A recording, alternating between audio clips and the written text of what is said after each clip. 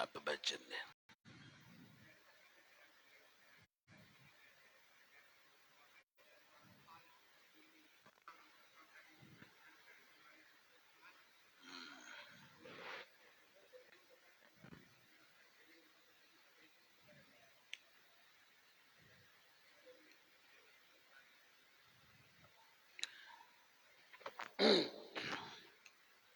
أعوذ بالله من الشيطان الرجيم. بسم الله الرحمن الرحيم.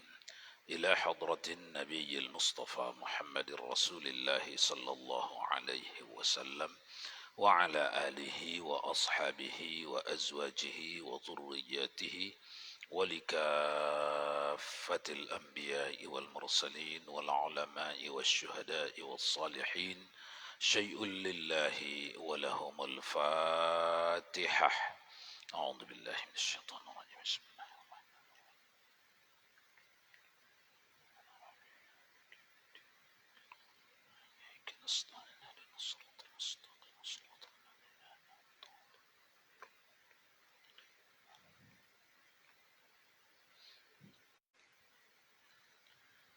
فقال المؤلف رحمه الله تعالى وأدم نفعنا بعلومه في الدارين آمين.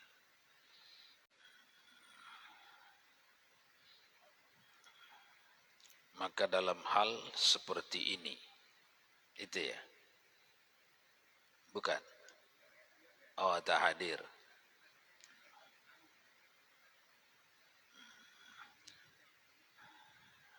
Nih, orang yang melupakan itu disunnahkan kembali menjalankan ab'ad tersebut sebelum berdiri tegak, atau sebelum meletakkan kening untuk bersujud, lalu menutup dengan sujud sahwi.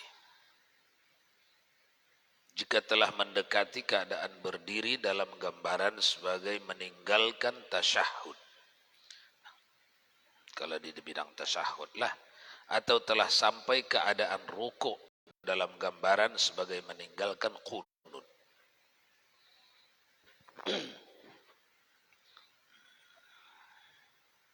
Apabila sebelum makmum sengaja meninggalkan suatu sunnah ab'ad lalu mengulanginya, sedangkan ia mengetahui hal itu, maka salatnya batal bila telah mendekati berdiri. Maksudnya jika meninggalkan tasyahud, atau sampai ukuran rukuk, maksudnya jika meninggalkan qunut. Lain halnya bila yang sengaja meninggalkannya ini sebagai makmum. Kalau yang meninggalkan sebagai makmum, tidak ada perintah sujud sahwi, karena dia dalam menjalankan kewajibannya, makmum wajib mengikut imam. Kemudian sujud sahwi sunnah dilakukan karena memindahkan bacaan salat yang atas kepindahannya ke tempat lain, salat tidak batal. Itu kaidah, itu rumus. Kalau ada kepindahan bacaan salat ke tempat lain, tapi dengan pindahnya tidak menjadi batal, maka sunnat dikerjakan sujud sahwi. Susah ya memahaminya. Pindah suatu perbuatan keluar dia dari tempatnya. Misal membaca ayat. Tempat ayat itu biasanya dalam tegak, dalam berdiri. Datang orang nih, ayat dibacanya bukan dalam berdiri, dalam ruku atau dalam i'tidal, atau dalam sujudnya, pindah ke tempat lain. Tapi ini kalau tanpa sengajanya tidak batal. Karena tidak batal itu sunnah dia nanti melakukan sujud sahwi. Itulah maksud daripada sujud sahwi sunnah dilakukan karena memindahkan bacaan salat yang atas kepindahannya ke tempat lain salat tidak batal. Salat tidak batal. Kalau Fatihah pindah ke tempat lain batal tak? Batal. Itu tidak boleh dipadakannya hanya sujud sahwi. Harus dibuangnya rakaat yang itu, dibuatnya rakaat yang baru yang sempurna. Misalnya kejadian itu di rakaat yang keempat dalam salat zuhur. Rakaat yang keempat itu jangan dianggap. Buat satu lagi rakaat. Jadi 5 rakaat lah. Ya, karena satu tak dapat terhitung. Di penghujungnya baru dikerjakan sunat sujud sahwi. Kalau yang ini tadi tak. Perkara yang sunat. Tak disuruh diulangi. Jangan ulangi. Kalau memang itu bukan bersengaja, tempel saja pakai sujud sahwi. Itu maksudnya. Sekalipun karena lupa, baik itu bacaan sebagai rukun misalnya surat Al-Fatihah, tasyahud atau sepotong daripadanya, ataupun bukan sebagai rukun seperti memindah bacaan surat kepada luar keadaan berdiri, atau juga kunut kepada sebelum rukuk, atau kepada sesudah rukuk, untuk salat witir di selain setengah yang akhir pada bulan Ramadan, karena di setengah yang akhir bulan Ramadan itu disunnahkan kunut. Maka kunut yang disunnahkan itu yang sedang dibahas, dipindahkannya ke tempat lain. Sebelum rukuk dia sudah kunut dia duluan, itu maksud. Itu kalau bukan disengajanya mengubah-ngubah aturan ini, itu tidak batal. Tak batal. Jadi macam mana? Udah biar aja. Jangan lanjutkan lagi kalau dah teringat, udah ingat, jangan lanjutkan lagi. Tapi nanti di penghujung sebelum salam sunat sujud sahwi. Itu aja yang dia cakap. Untuk ini semua sunnah melakukan sujud sahwi. Adapun memindahkan letak perbuatan, maksudnya selain ucapan, memindahkan tempat-tempat af'al, tempat-tempat perbuatan. Perbuatan di dalam salat. Adalah, kalau hal itu disengaja dapat membatalkan. Misalnya, rukun fi'li ini. Misalnya, perbuatan rukuk tak dibuatnya. Atau perbuatan i'tidal tak dibuatnya. Yang selalu itu orang, kalau rukuk tak dibuatnya itu jarang orang. Tapi kalau i'tidal tak dibuatnya itu bisa. Karena i'tidal itu bendanya kejap je. Jadi orang tanpa ilmu bisa menghilangkan i'tidal. Rukuk, sami Allahu liman hamidah. Allahu Akbar. Tak ada berhenti. Dia tidak membuat di sini berhenti sekurang-kurangnya selama bacaan subhanallah. Tidak. Sami Allahu liman hamidah. Allahu Akbar. Sujud dia langsung. Hilang i'tidal. Kalau menghilangkan rukuk jarang orang. Menghilangkan sujud jarang orang. Menghilangkan i'tidal sangat mungkin terjadi. Kalau tak diletakkannya di dalam hatinya itu sebuah rukun di dalam mazhab Asy-Syafi'i yang sama kedudukannya dengan sujud, dengan i'tidal, dengan rukuk, maka boleh saja akibat nak cepat-cepat ni, akibat mau laju-laju ni, boleh saja tama'ninah di dalamnya hilang. Apalagi kita nak masuk Ramadan ini ya. Jadi dengan ilmu tuan-tuan tarawih kita. Sekalipun kita laju, kalau dengan ilmu tidak ada masalah. Sami Allahu liman hamidah, diam dulu. Tak lamanya ini. Tapi pakai ilmu. Diamkan badan, jangan bergerak-gerak. Selama mana? Subhanallah. Berapa detik? 3 atau 4, selesailah. Tapi diamkan badan. Karena mendiamkan badan itu rukun. Namanya tama'ninah. Fungsinya untuk memisah satu rukun dengan rukun yang lain. Pemisahnya apa? Rukun juga. Pemisahnya rukun juga. Jadi hati-hati ya. Para imam yang laju, bukan tak boleh laju. Boleh. Tapi laju dengan ilmu lah.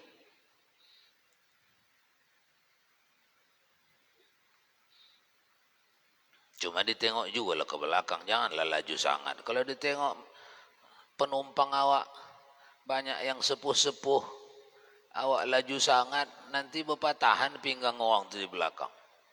Keseleo nanti urat-urat orang tu di belakang. Disesuaikan jugalah. Kalau mak memawak di belakang anak-anak muda di sebuah pondok pesantren sama umurnya semuanya muda-muda, tak apalah. Tapi kalau di masyarakat ada tua, ada muda, ada sehat, ada kurang-kurang sehat. Khaira umuri awsatuha. Sebaik-baik urusan itu pertengahannya. Perkara itu pertengahannya. Kemudian wa kharaja biqauli, dan tidak masuk. Silakan, siapa yang baca? Baca Pak Peri. Dah lama tak dengar suara awak ni.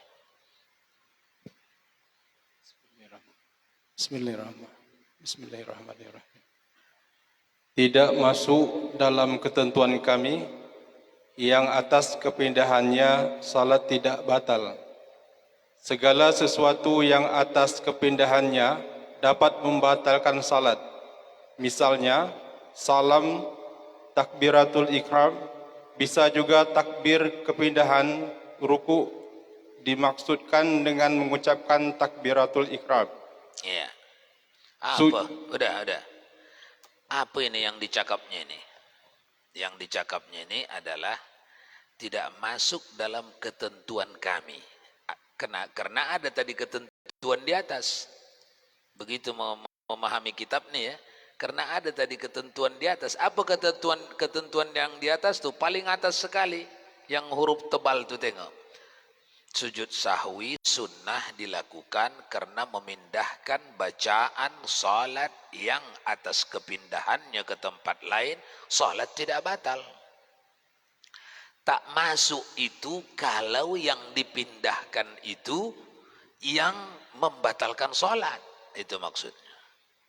Tidak masuk dalam ketentuan kami. Jadi manalah dia contohnya salam. Yang dipindahnya itu salam. Tempat salam itu terakhir. Assalamualaikum warahmatullah. Tempat. Dia tak didulukannya. Salam dulu dia baru tahiyat misalnya. Tak masuk itu. Itu bukan tempat sujud sahwi itu. Bukan. Itu maksudnya ya. Salam diletaknya lebih dulu dari tahiyat. Tak boleh. Atau salam diletaknya pada ketika dia berdiri atau rukuk, tak boleh. Tapi itu jarang terjadi.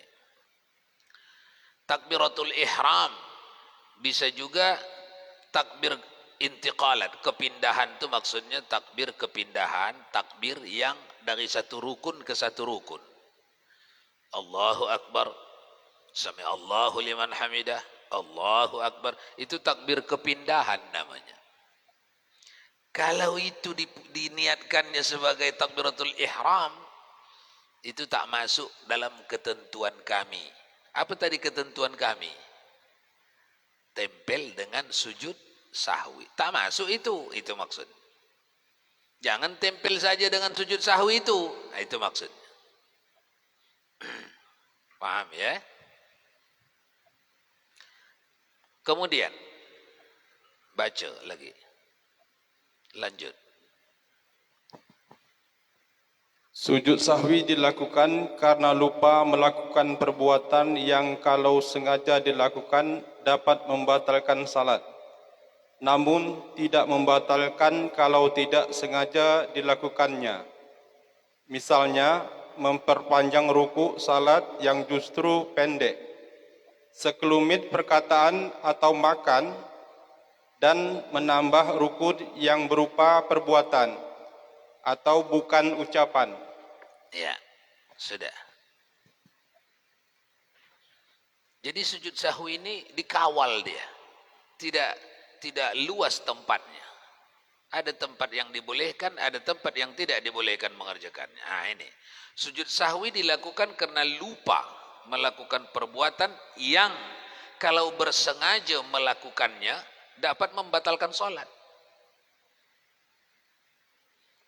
Disitulah kerja sujud sahwi. Karena lupa. Namanya pun sahwi, lupa. Sahwi bahasa Arab, bahasa kita lupa. Jadi sujud lupa ini dikerjakan ketika kita lupa. Kalau bersengaja tak boleh. Itu rumusnya. Sujud sahwi dilakukan karena lupa melakukan perbuatan yang kalau sengaja dilakukan dapat membatalkan sholat. Misal, lupa membaca Fatihah. Atau jarang orang lupa baca Fatihah. Lupa membaca solawat pada tahiyat akhir. Karena tahiyat akhir lain rukunnya, terpisah dia dengan solawat. Solawatnya lupa dia. Bukan solawat ke nabinya yang lupa dia, ke keluarga misalnya. Karena dalam solawat itu harus sampai kepada keluarga. Tidak cukup dia bersolawat kepada nabi, sahabat saja, harus ke keluarga. Tapi dia lupa menyampaikan sampai keluarga. Wa alihi. Allahumma salli ala sayyidina Muhammad wa ala ali sayyidina Muhammad. Itu selengkapnya. Kalau sekurang-kurangnya Allahumma salli ala Muhammad wa alihi. Dia tak sampai kepada wa alihi lantaran nak cepatnya dia misalnya. Salat ini, kelupaan ini sempurnakan balik kalau ingat. Kapan ingat di situ sempurnakan balik. Kalau hanya menempel saja dengan sujud sahwi tak boleh. Karena ini rukun. Itu maksudnya ya. Dan semua yang rukun-rukun, bukan itu saja. Salam pertama rukun, salawat pada tahiyat akhir itu sendiri rukun. Duduknya itu rukun. Duduknya itu. Dia lupa duduk tawarruk. Dia tak duduk tawarruk. Padahal dia mampu duduk tawarruk. Kecuali orang yang tak mampu duduk tawarruk sebab penyakit. Melonjor pun boleh. Baring pun boleh. Nak kaki ke depan pun boleh kalau sakit. Tapi orang yang mampu, dia tidak melakukannya, padahal itu wajib, batal sholatnya. Kalau dengan lupa, ulangi balik.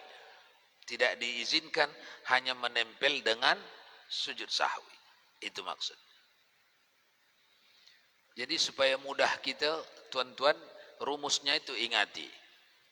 Pelaksanaan sujud sahwi ini tertinggal, bukan sengaja, tertinggal yang wajib. Tapi disempurnakan dulu. Baru nanti di ujungnya kerjakan sujud sahwi. Satu. Yang kedua, tertinggal yang sunat.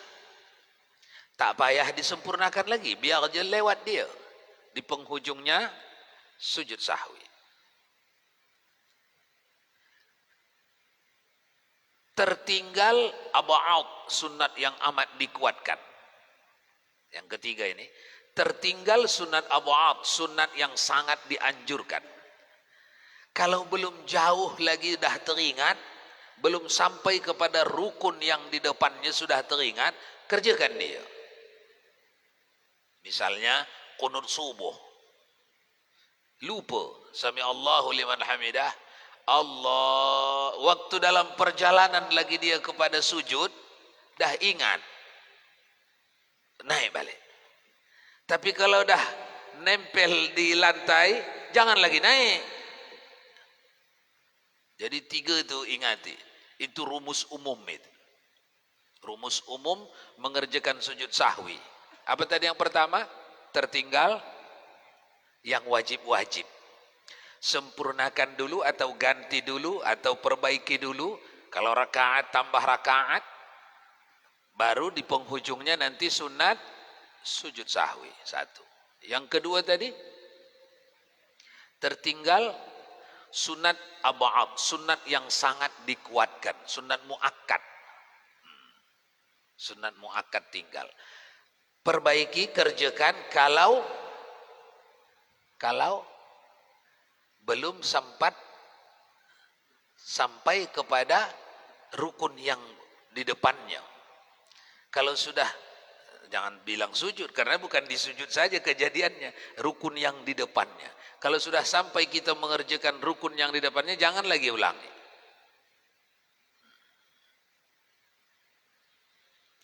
Yang ketiga, tertinggal hayat, bukan yang dikuatkan, bukan yang muakkad. Itu tak payah diulangi. Sekalipun belum sampai kepada rukun yang di depannya, tak usah ulang. 3 itu saja ingat-ingati. Disitulah pelaksanaan sujud sahwi. Jadi, sujud sahwi ini kan kejadian yang sesekali. Sesekali orang lupa. Bukan lupa terus, tak. Tapi sesekali masa datangnya kita tak tahu bila. Kadang-kadang kalap si yang lupa atau kalap si makmum yang ditengoknya imamnya lupa. Nah, apa tak tahiyat awal ini? Kita ini solat zuhur ni, apa tak tahiyat? Subhanallah.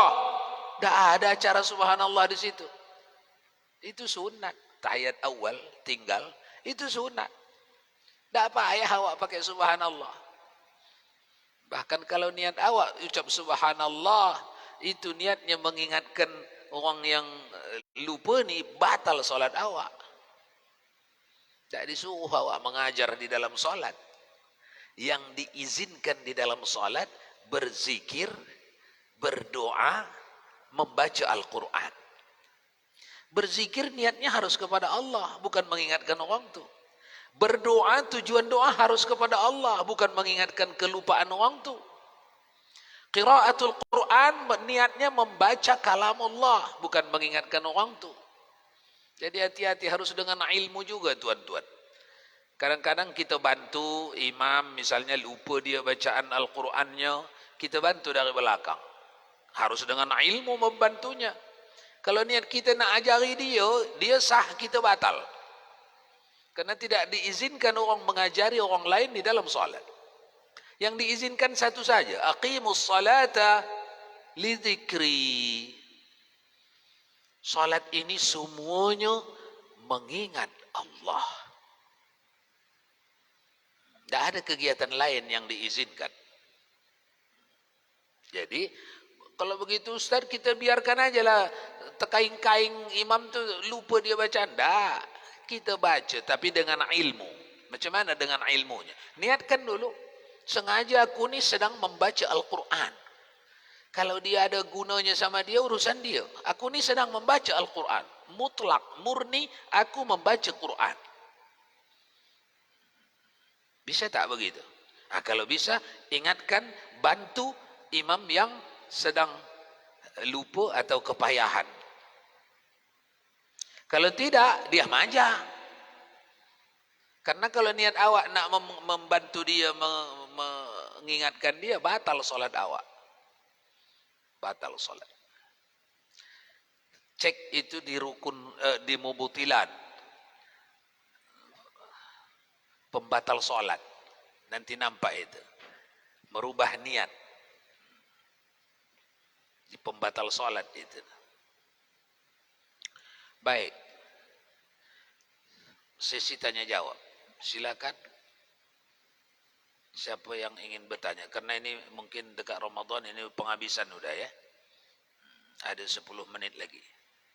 Sesuatu yang ingin ditanyakan berkaitan kajian kita ni atau di luar daripadanya yang dianggap perlu, dipersilahkan. Kalau ada lah.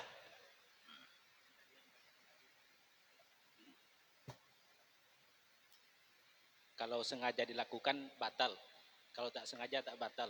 Contohnya memperpanjang rukun sholat yang justru pendek. Itu yang pendek itu kategorinya yang mana aja? Yang pendek itu seperti i'tidal. Itu rukun pendek. Sami Allahu liman hamidah. Idealnya sepanjang doa yang disuruh itulah. Kalau lebih pun dari situ sikit tak apa. Tapi kalau lebih banyak dari situ boleh batal solat. Tengok. Sami Allahu liman hamidah. Rabbana lakal hamdu. Mil'us samawati wa mil'ul ardi. Wa mil'u ma bainahuma wa mil'u ma syi'ta min syai'in ba'd. Baru diam, dia agak sebentar. Itu idealnya segitulah paling panjang. Itu maksudnya. Jangan awak membikin panjang di situ sehingga kalau diukur dengan bacaan sempat selesai lagi dibaca orang Fatihah. Jangan, itu maksudnya. Karena kalau dibaca orang Fatihah sudah rukun panjang itu berarti. Fatihah itu rukun panjang. Jadi karena lamanya awak di situ sehingga dapat menyelesaikan bacaan Fatihah orang, itu kalau bersengaja awak begitu boleh batal. Jadi solat itu dikawal dia semuanya. Ada ketentuan hukumnya. Bukan suka-suka. Suka-suka. Yang disuruh panjangkan, di situ panjang silakanlah. Tapi yang disuruh tidak panjangkan, suruh perintah idealnya pun tidak panjang, di situ jangan panjang.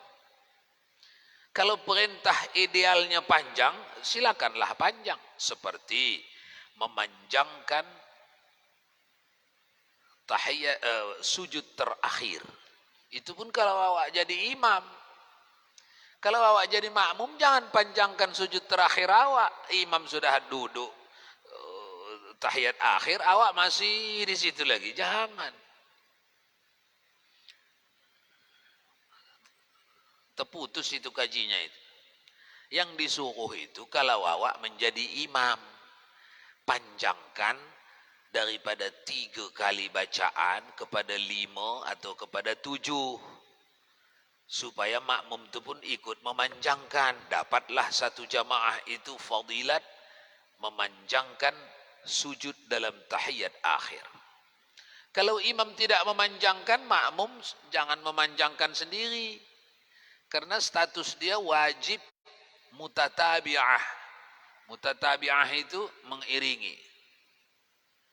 Di mana imam ikut dia, di mana imam ikut dia. Jangan pula duluan ikut. Mutatabi'ah. Jangan jauh kali di belakang. Kecuali jauh menyelesaikan yang wajib, itu pun jangan melebihi 2 rukun fi'li. Kalau sudah 2 rukun fi'li, nak masuk dia ketiga, jangan lagi pertahankan. Teruslah, ikutilah. Jadi itu ketentuan. Baik. Soalan lain?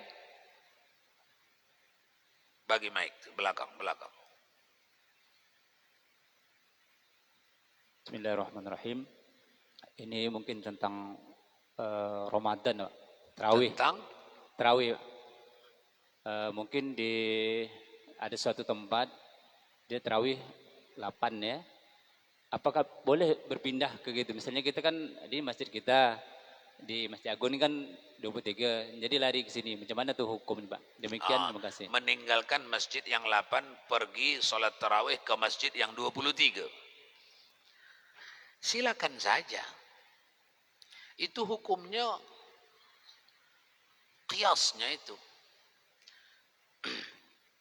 Qiyas kepada haram meninggalkan masjid ini kalau dengan keluarnya Anda dari sini kurang jumlah mereka berjumat 40, haram. Kalau dengan keluarnya Anda dari sini pergi ke masjid lain masih cukup lagi jumlah mereka 40, tidak juga haram. tidak haram. Silakan pilih.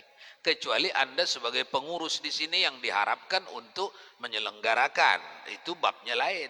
Sejak Anda terima, setujui kepengurusan itu, sejak itu awak wajib di sini. Kalau periodenya habis atau SK awak habis di sini juga tak haram awak tinggalkan ini. Itu bab kerja.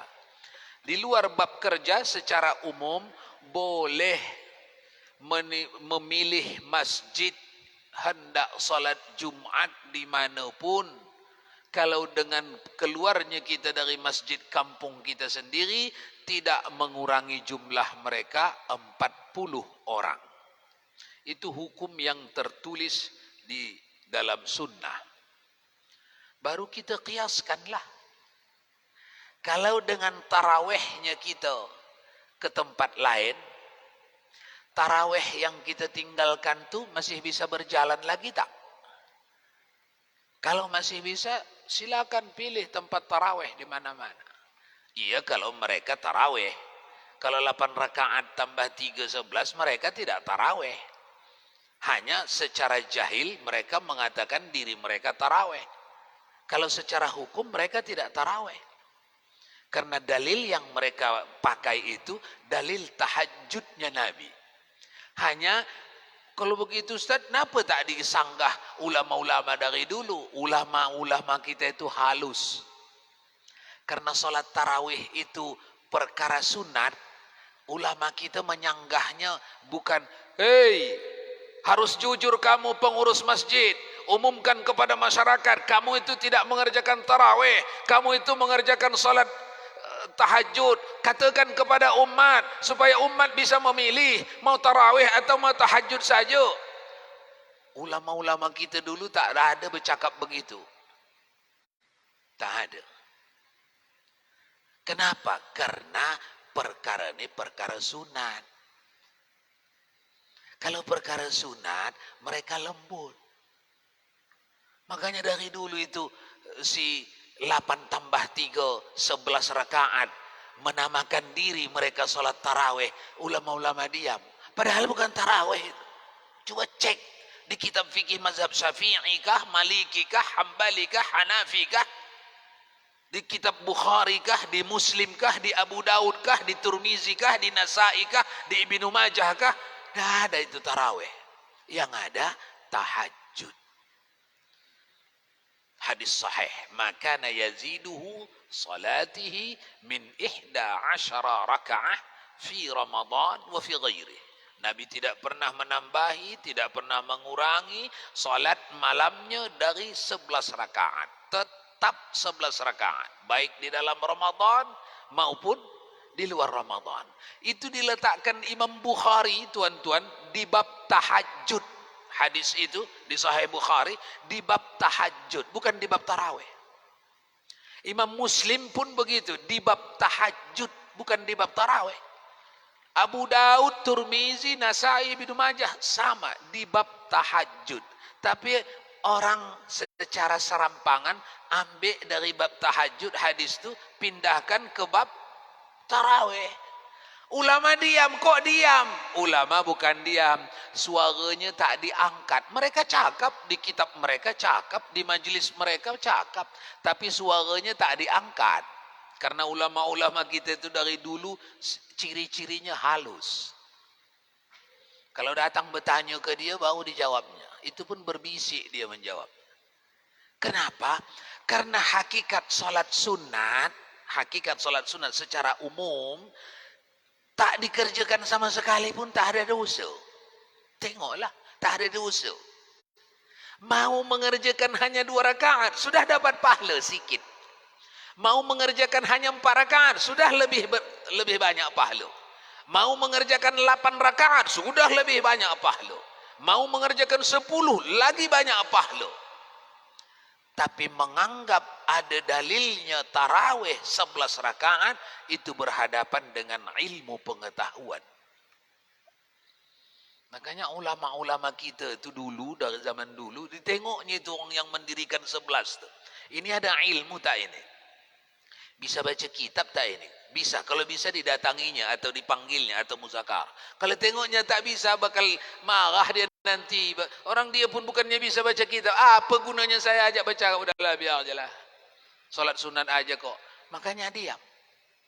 Jadi jangan anda kira ulama kita dari zaman dulu sehingga menjamur itu di kota-kota 8 tambah 3 11 banyak di situ. Ulama kita diam, dah. Mereka aktif tapi di kitab-kitab mereka. Supaya apa? Supaya hanya orang yang berilmu saja nanti pergi ke kitab. Kalau ini yang tak berilmu tapi diserahkan pada dia masjid, dia ini nanti kalau didatangi malah apa namanya itu? Fitnahnya besar. Apa ini 23, 8 je sikit orangnya, apalagi 23. Jadi dia hendak mencari banyak orang, bukan mencari sah. Ini ibadah datangnya dari Nabi, ahli waris Nabi dalam ilmu ni Abu Bakar, Umar, Uthman, Ali. Harus kita berguru ke sini. Bukan begitu dia kalau orang jahil. Ayo kita musyawarah, ayo. Tahun ni berapa kita? Pengalaman kita 10 tahun yang lalu 8 rakaat banyak orang. Pengalaman kita tahun yang kemarin tu kita bikin 23 rakaat, sikit orangnya. Ayo kita musyawarah tahun ni, berapa rakaat kita bikin? Itu karena pemimpinnya jahil. Dia mengikut kepada hasil ijtihad, hasil musyawarah orang jahil.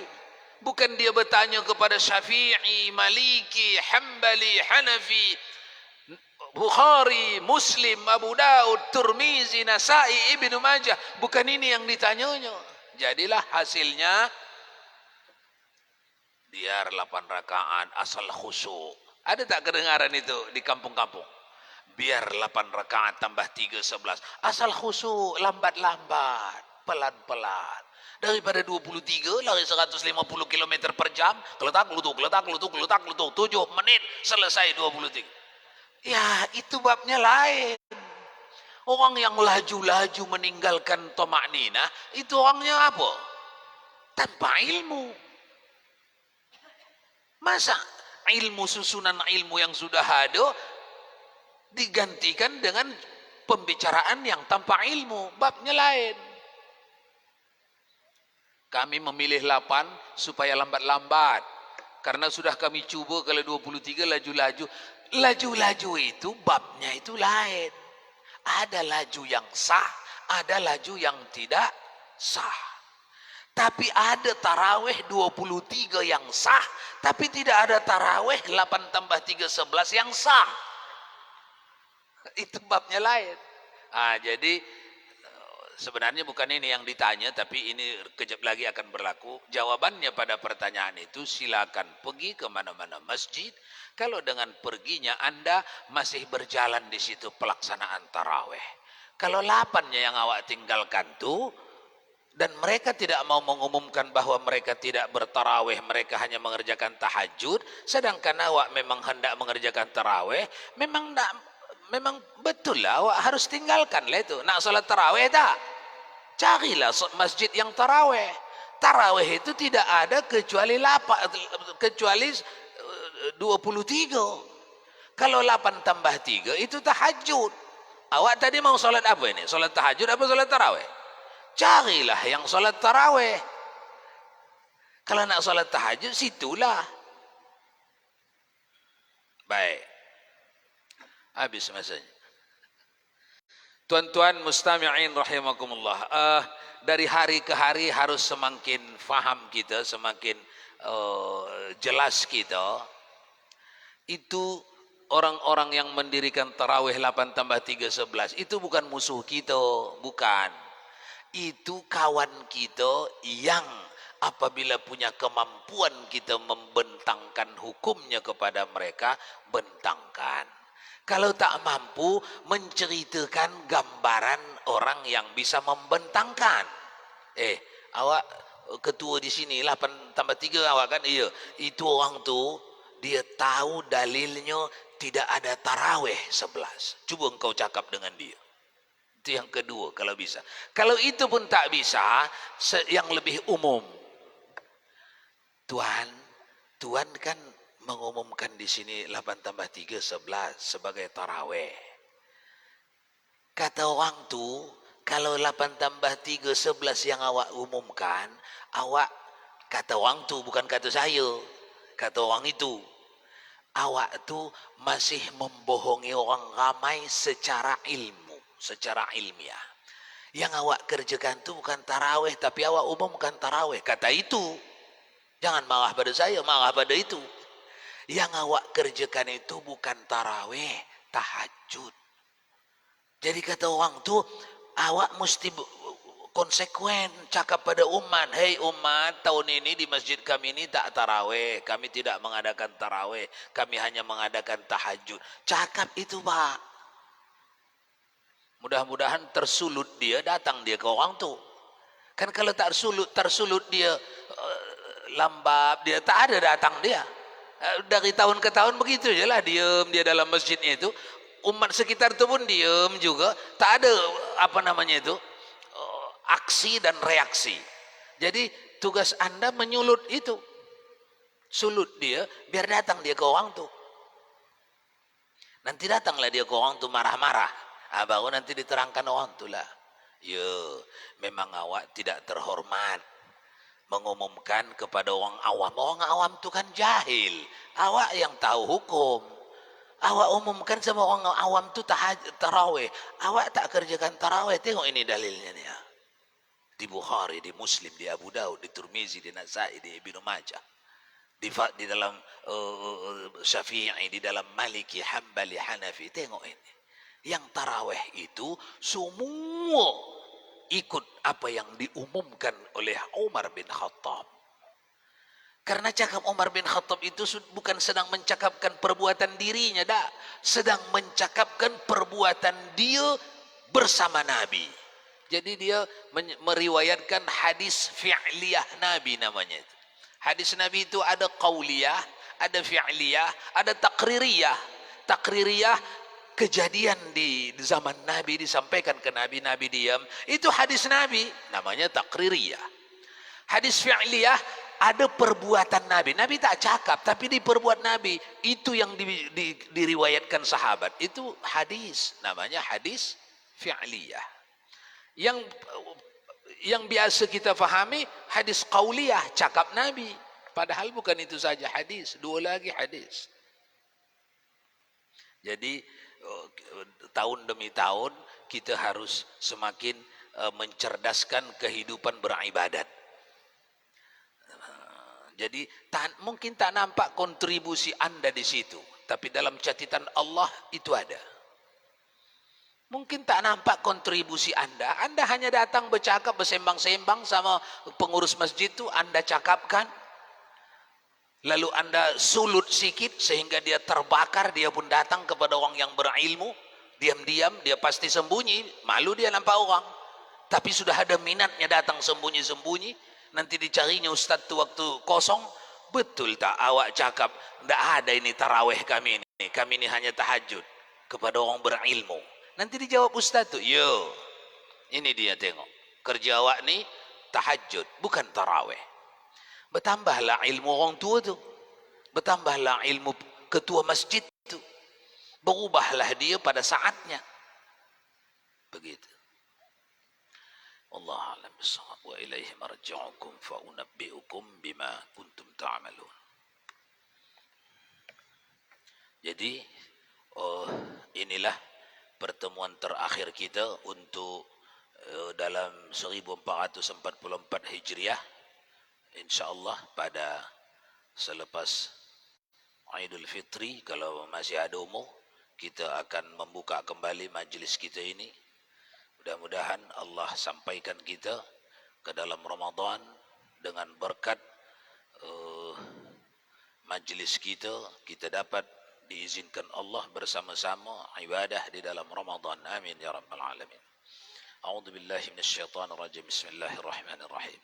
Alhamdulillahi rabbil alamin wassalatu wassalamu ala asyrafil anbiya'i wal mursalin sayyidina wa maulana Muhammad wa ala alihi wa sahbihi ajma'in. Allahumma ya alim ya azim ya ghafur ya wadud.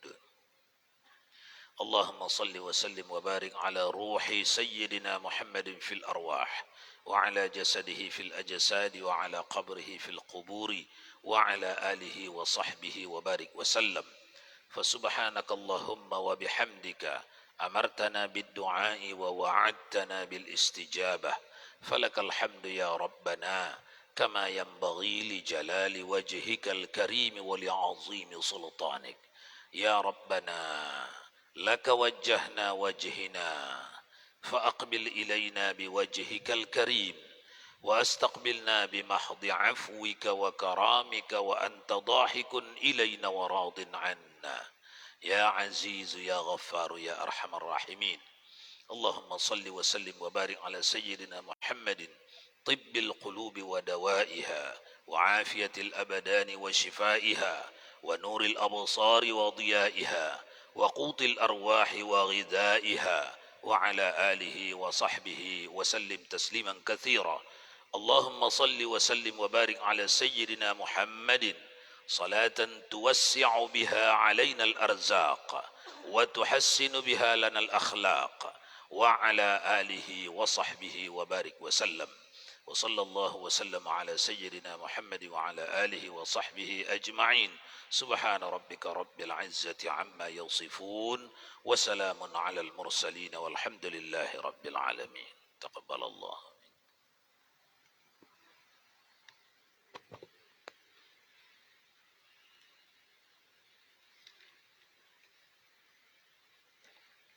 اللهم صل على